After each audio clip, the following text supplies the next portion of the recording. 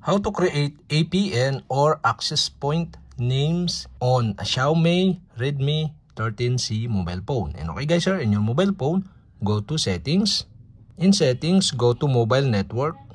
In mobile network, select the SIM you want to create a new APN. So for example, in TNT network. And okay guys, you can see in mobile network section the access point name. Okay, you can tap this. And now here in access point name, you can see below the new APN. Okay, you can tap new APN or access point name. And okay guys, here you can set the name, APN, proxy port, username, password, server, MMSC, MMS proxy.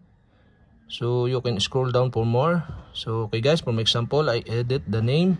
The network is Chad. And after that, after you create the name, tap OK button.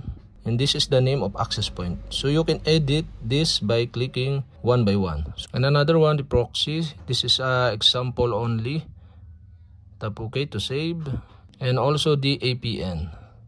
So enter net.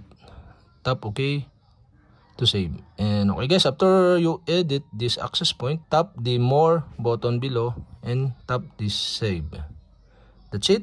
Okay, we have successfully create a new APN and select this to set as a APN of your network. And okay guys, that's it. We have successfully create APN or access point name on Xiaomi Redmi 13C mobile phone.